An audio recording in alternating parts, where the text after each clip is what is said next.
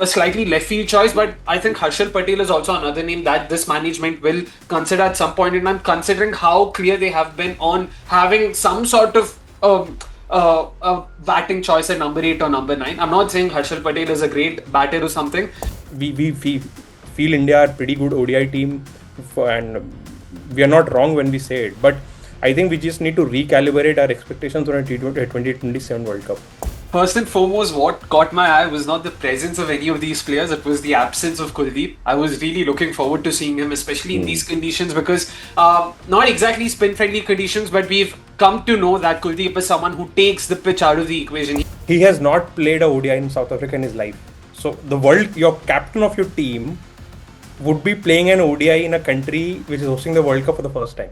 Where I would probably disagree with Somesh is like at number 8, I'm still looking at a bowling all rounder. I don't think my batter, the option I choose at number 8 is someone who needs to be able to average 40-50 balls. This team has adopted an ideology and they are sticking to it, which is a good thing. It's always good to see a system where they want to play a certain way.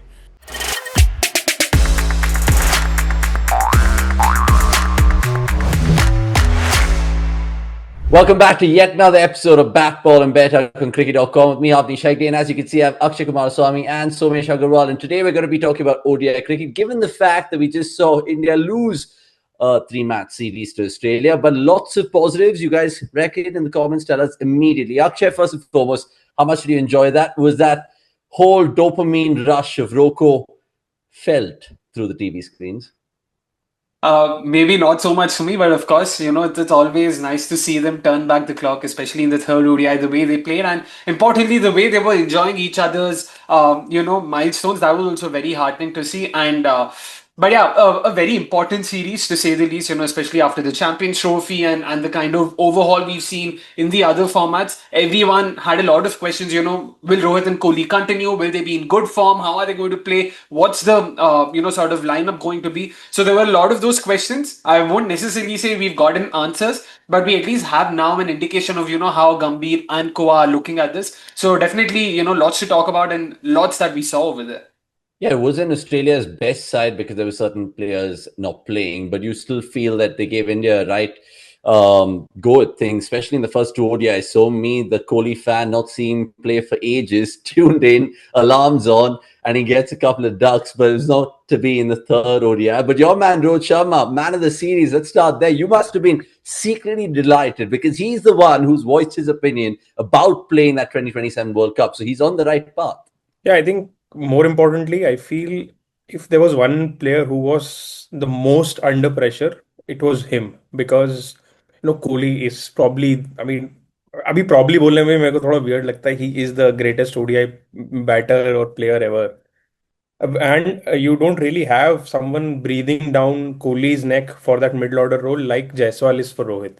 So that is why I always felt that Rohit is someone who would be in more, and he's slightly older as well.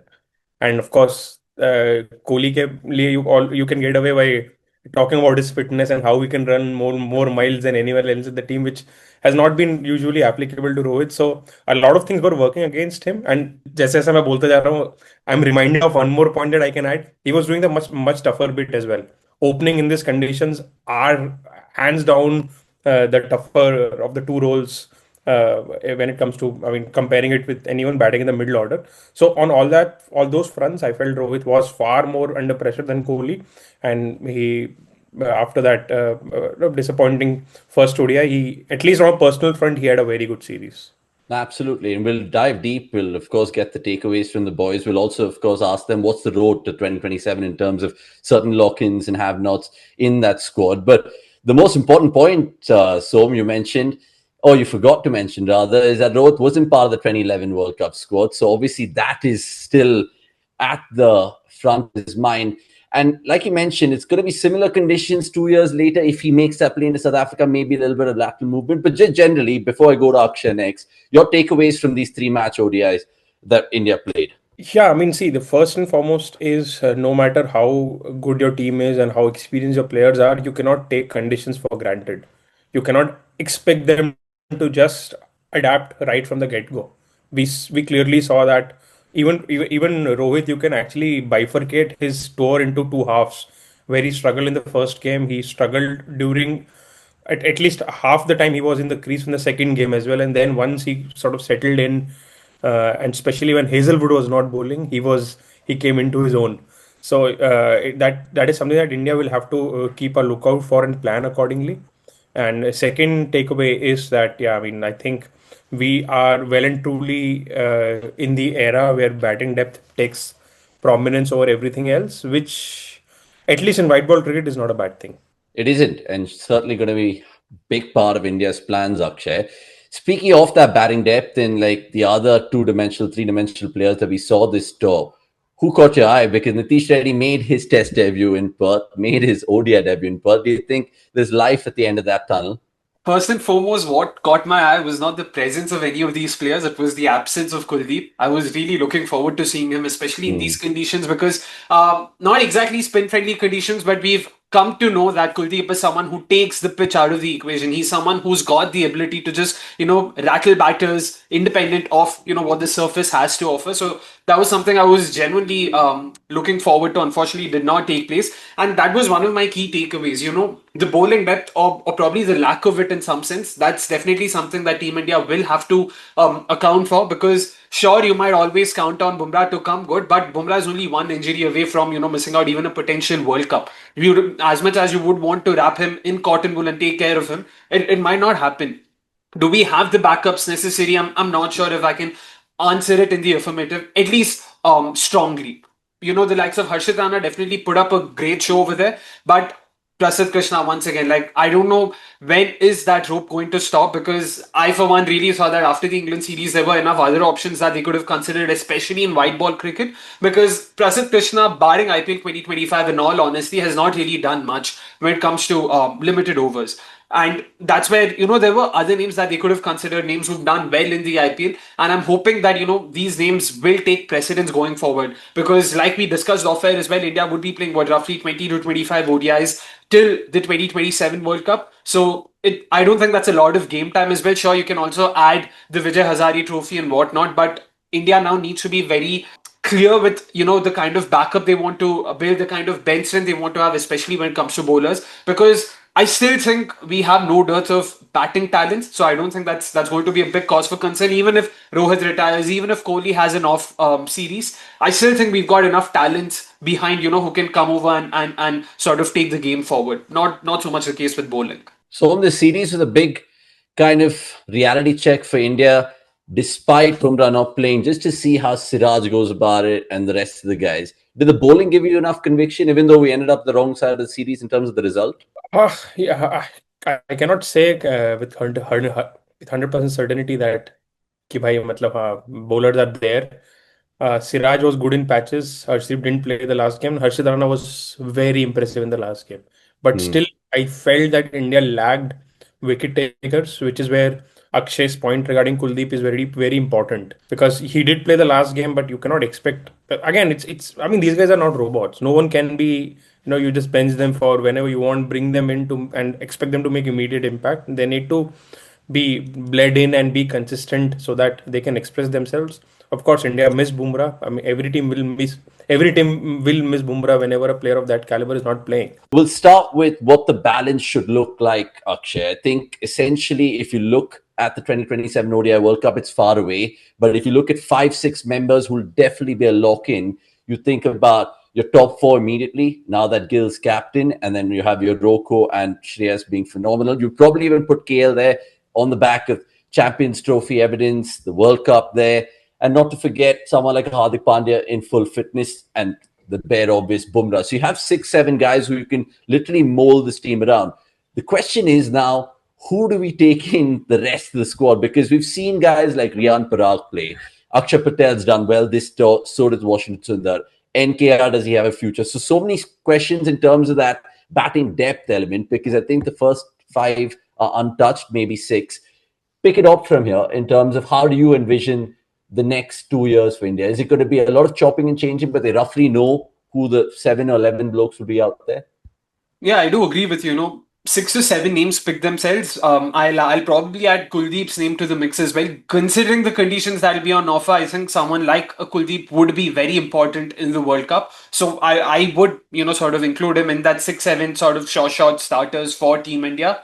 Now, when it comes to the remaining slots, that's where, like Somesh mentioned, because batting depth is sort of the flavor of the season. You saw someone like an NKR batting at number 8 because of the value he can provide with the bat and also potentially with the ball. Now, that's where I sort of disagree because I do understand I'm all for all rounders, I'm all for batting depth. But if you're going to add batting depth by playing batters in the wrong position or in positions they're not accustomed to, I don't think it's serving any purpose. So it's also about understanding these slots and understanding whether these batters or bowlers are suited to those slots. Like for instance, if I'm being completely honest, in that number 8 position, I think Shardul Thakur would be a much better fit than a Nitish Kumar Reddy simply because of the way he bats and also the kind of bowling value he'll offer. It's definitely a lot more than a Nitish Kumar Reddy. Does that mean Nitish is any less of a talent? Absolutely not. He isn't a lower order batter. He doesn't do that for Hyderabad. He doesn't do that for Sunrisers Hyderabad. So there's no point trying to sort of mold him into that position, especially when you've got other candidates, who are there and thereabouts. Then it comes to the spinners. Of course, we saw the likes of Akshar, Washi in particular. I remember talking about this as well, before the series began, what he brings to the table in terms of his bowling ability, apart from being different, in terms of his arm, he's also a very sort of line and length kind of bowler. He's not a turn or side spin kind of bowler. He gets that drift, he gets that additional bounce. We saw a lot of that during the series, and I really think that's something Team India also wants. And it's good to see them continue to sort of back his batting potential as well. I hope that also goes on. So there are a lot of names, and with the other 3-4 slots remaining, it's the thing is we are right now still 2 years away. Whatever we speak, it's always going to be a shot in the dark because for all next IPL we'll see someone just randomly make all the right noises and make his way into the Indian setup. 2 years from now, who knows? Maybe Bhuvneshwar Kumar can make a comeback into Team India. This saying, we don't know how it's going to pass because we've seen this earlier as well. We saw in the 23 World Cup, Ashwin just randomly out of the blue make his way back into the side. No one saw that coming. Even in the 22 T20 World Cup, we saw someone like a Dinesh Karthik being picked. So it's happened in the past. There's clear precedence for that. We just don't know. If Team India feels that, we don't have enough experience or we don't have the kind of bowlers who can bowl well in South Africa, they might just sort of take a punt. So that's where I'm sort of trying to be a bit cautious with the kind of names I say because we don't know. It's still 2 years away. When I say batting depth, I don't mean that you need to really have it. I have a scenario where you're focusing on picking a batter at 9 or 10.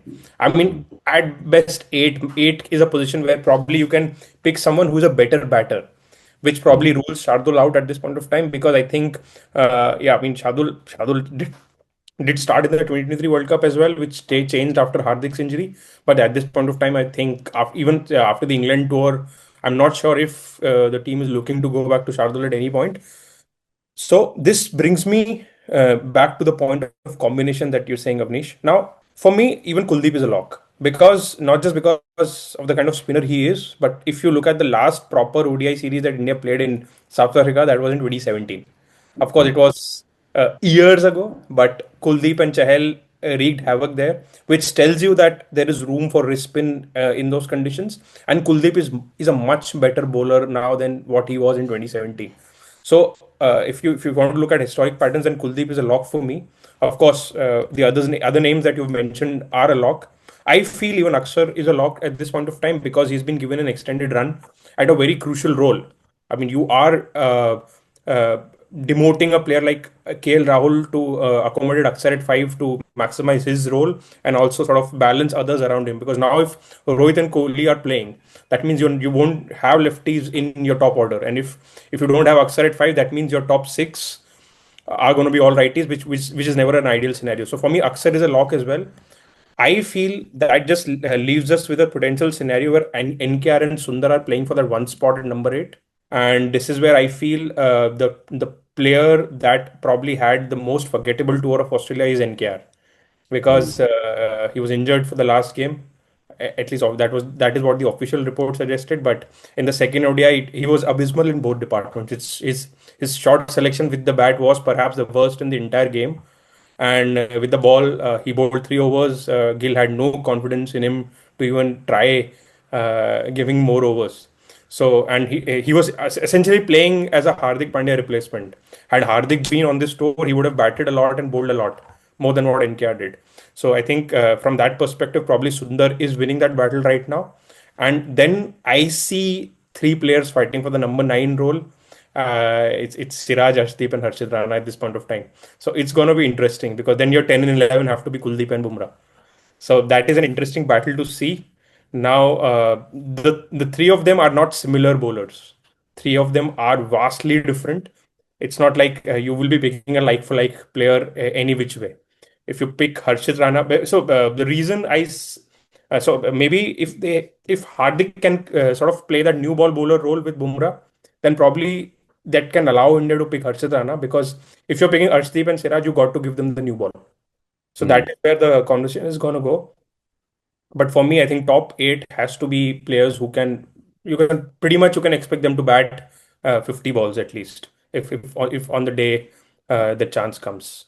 Where I would probably disagree with Somesh is like at number 8, I'm still looking at a bowling all rounder. I don't think my batter, like the option I choose at number 8 is someone who needs to be able to average 40-50 balls. I do get the idea of where Somesh was coming from, but personally, if I have to structure it, number 7 batting all rounder, number 8 bowling all rounder. This has usually been the makeup of, when you look at Australia of the 2000s, early 2000s, and even now the way they structure themselves, that's usually how they go about it. And that's personally something even I prefer because it ensures that our bowling isn't too light. Because if you go for, someone who can bat well and not bowl so much at number 8, that means you're going in with just three proper bowlers. Of course, we have the luxury of Hardik Pandya, but like we also have to keep in mind he's also prone to injury. So in case if that doesn't work out, then how do you structure it? And even if Hardik Pandya is playing, what will his, sort of workload look like and all of that. So given that, I would still want a better bowling option. That's why Sundar agreed. Sundar at number 8, I wouldn't mind that at all. NKR at number 8 is probably where I draw the line key. You know what? It doesn't make a lot of sense. But Som, that's the thing, right? If we're Agarkar and the rest of the BCCI selectors right now, we're thinking ourselves similar conversations that we've just had, that we have 8, 9, 11 players probably ready to go to South Africa. But then would you utilize now the next 7 series to figure out who your backup players? Because like you said, Rohit has Jaiswal as a backup. That's a clear backup. The rest of it is take your pick almost. Yeah, see, in an ideal number, Harshit Rana would have ideally been a number 8, but he's not a Hmm. number 8 batter yet. So in an ideal universe, you would have had Harshit Rana and 8 and Sundar and Aksar would have been fighting for that one spot, which is, I mean, then you'll pick based on the opposition and the matchups. But unfortunately, India really do not have bowlers who can bat at all. I mean, abhi to, there's also this rant that we don't have bowlers who can field, but Yeah. ठीक है अभी यही है but yeah I mean see this is where backup wala it's not just the ODI series, right? I mean before the World Cup you're going to have two proper IPLs, and this is Yeah. where pointed Akshay mentioned comes into the picture, where you never know. I mean if you have someone who ends up having a ridiculously good IPL suddenly comes into the fore, which we have not seen happen in this under this selection committee, to be honest. They've been fairly consistent across formats, and they've picked players who've done well for India and not got swayed with the IPL performances. But yeah, when it comes to backup, I don't know how you plan for it because you hardly have a handful of ODIs from now till the World Cup, and you'd want your first 11, your first 12 to play as often as they can. So this backup situation is going to be there, and it doesn't apply only to India. This applies to in fact, it applies more to other teams than India, who would probably be just out of the contention if they're missing a couple of players come the World Cup. The fact that our 8, 9, 10, 11 are brilliant bowlers, but they can't hardly bat. Like, even if you want to just shoehorn in Arshdeep, Siraj, and Bumrah, all three bring different things, and then your wrist spinner and Kuldeep, you're just thinking batting depth again. So then how do you play that out? You cannot. I mean, that's not how this team is planning. It's not going to happen. Of course, when the day comes, people will want it. There'll be a lot of fact throwing on Twitter that, oh, you're not playing your four best bowlers, but we have to face it. This team has adopted an ideology and they are sticking to it, which is a good thing. It's Hmm. always good to see a system where they want to play a certain way, and not like they're. So that actually prepares you much better than you changing it for the day, because then you open yourselves more prone to making errors. Because if you keep Correct. this combination time and time again, you learn to adapt. On a given day, if it's not very spin friendly condition, your spinners should also learn to bowl on those decks and see how can they be good defensively. कि भाई चलो आज अब turn नहीं हो रही है तो I might as well not go for boundaries at least I just try to see if I can just get it for singles and doubles and cut as many runs as possible. Sorry, the other conversation, Akshay, was happening during the series was just because Roko really kind of showed how they are as ODI players in that third ODI is in bat long and bat big. Then can you afford to kind of have just 5 or 6 batters and then play the extra bowler? It's definitely doable if Team India trusts their openers and batters in general to sort of, come good. But once again, it is basically going back to the 2023 template where you are expecting your top 5, top 6 to do well. As long as it comes good, sure, but it's not a sustainable approach. It's not something you would say, 9 out of 10 times this will happen for us. So that's where it's a lot more riskier. And considering that they've already burned their hands, albeit under a different management, I don't think Team India will be looking at that. They will be a lot more wary about it. And that also brings me to sort of what you mentioned, Avnish, earlier in terms of backups and the kind of names they can consider.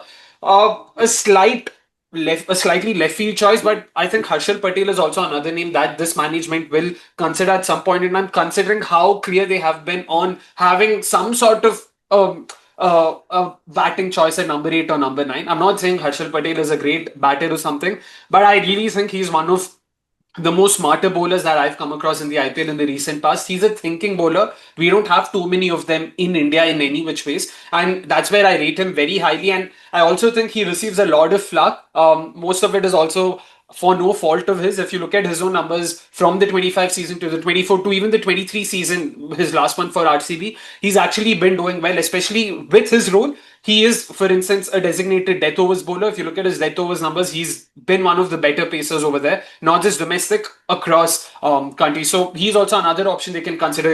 A very different kind of bowler. If Hardik is able to take the new ball with Bumrah, someone who can bowl at the death, someone who brings in those variations, someone who can use the conditions, bang it into the surface, another option they can consider there. See, one of the biggest differences that we have to understand is this World Cup is going to be very different from all these 4 ICC tournaments.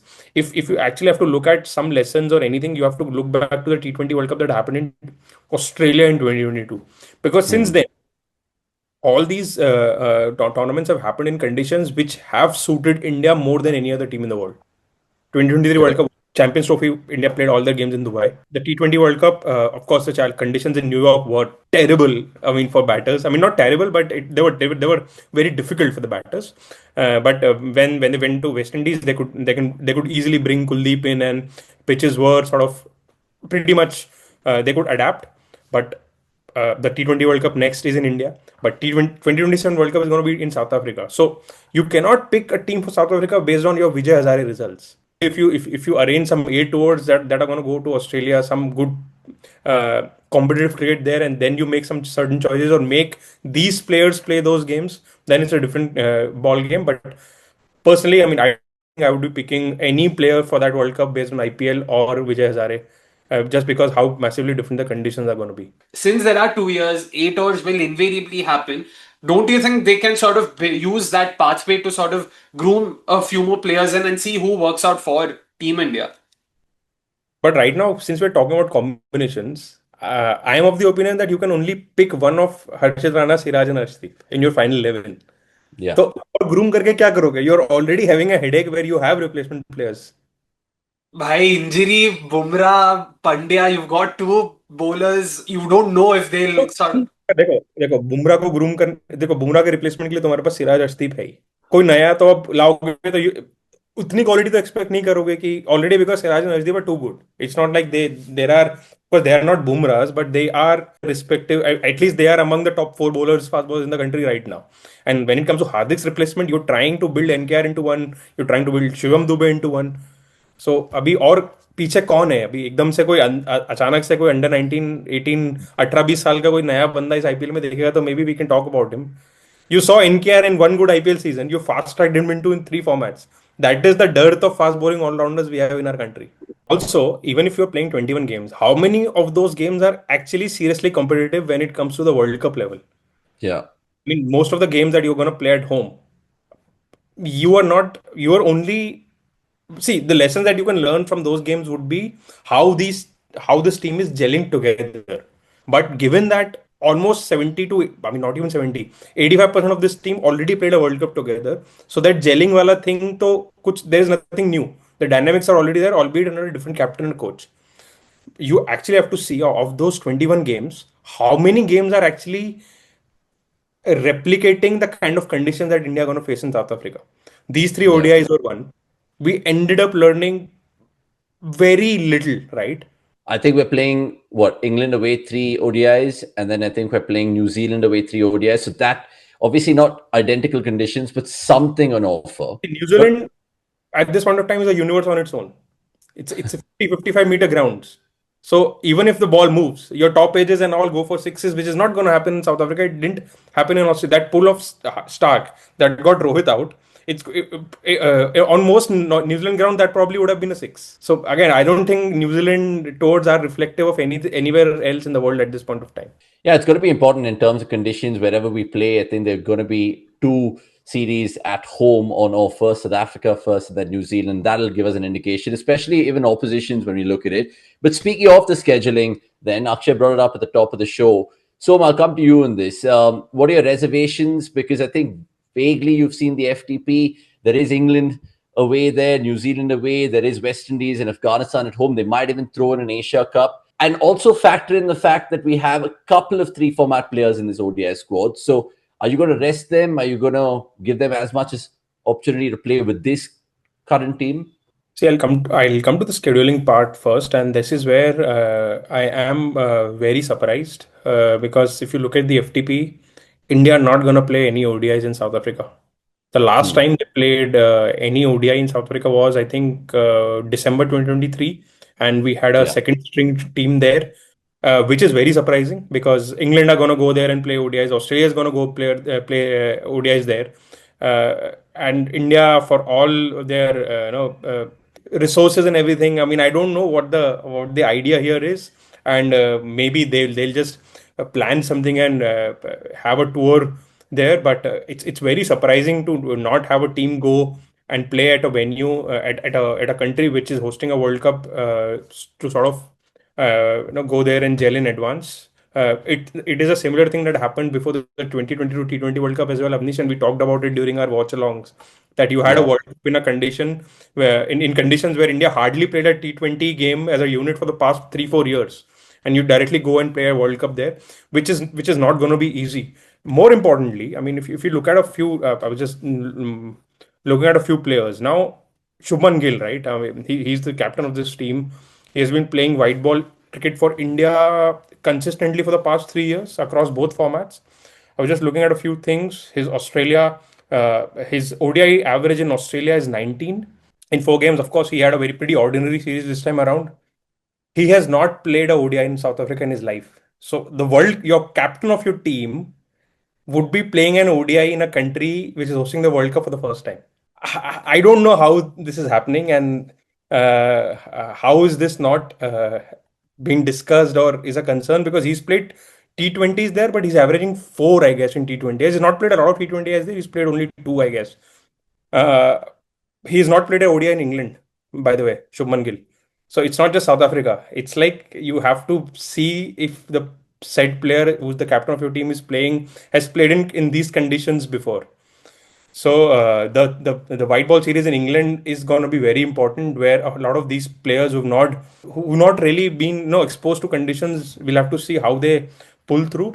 I'm not saying it's Gill's fault. It's not. It's just how cricket is in this day and age. But that just shows that we feel India are pretty good ODI team, and we are not wrong when we say it. But I think we just need to recalibrate our expectations on a T20 2027 World Cup, because I have a very strong feeling that I mean we as much as we feel that we are going to be one of the favorites because of it being India. I just see conditions and our preparation not to be aligned with those expectations, because it's not just Iyer. It's not just Gill. If you look at Shreyas Iyer is ODI average is 26 in Australia. That's after 6 games. His ODI average in South Africa after 7 games is 25. So again, another player who's not proven himself in the conditions of the World Cup. I mean, the 2023 ODI World Cup as well, Akshay, we didn't see that conviction, especially obviously from Gill. The fact that he had a couple of fast starts, he'd get to 20, 30, and then he'd kind of throw it away. People would probably even bat for his case in terms of that he already has double hundred in this format, and we're kind of, being still watchful about how he's going to do abroad. Do you buy those points of what Somesh says about Gill and Iyer not playing that much cricket in South Africa? Or do you think, you know what, these boys are so good at their skill, they're adaptive, and they have so much confidence that they will go to the World Cup and take like a duck to water? Yeah, I mean, firstly, with the 23 World Cup, of course, we also have to remember Gill, he was coming from a bout of dengue. He'd missed the first couple of games. It was also his maiden World Cup. So there'll be those jitters. So I don't think there's any point reading too much into it to try and see, how his next World Cup would be, firstly.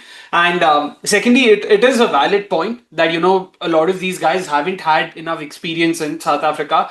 But somewhere I feel, given the volume of cricket that these guys are playing year in, year out, I don't think it'll be as big a concern as it would have been, say, 10, 15 years ago. Say in the 2011 World Cup or the 2015 World Cup, if you were going in with guys, which India did in the 2015 World Cup, going in with guys like Binny and whatnot, who hadn't really played in Australia before, that would have been a huge cause for concern, because it's not like IPL was being considered as big as it is now. And the kind of talents you see, the kind of matches that these folks play, apart from IPL as well, in terms of international cricket, just because of the sheer volume, I think that factor would be a lot more diminished. But it's definitely still a factor nonetheless, because at the end of the day, these are conditions that you haven't played in. And when we talk about conditions, it's not just about the pitch, right? It's just about the mindset, getting into it, trying to understand, getting a feel of the outfield and things like that. There are a lot of these tangibles that, because we ourselves aren't players, it'll sort of go under the radar for us. You ask a player, they themselves will probably come out and say, you know what, these things matter to us and all of it.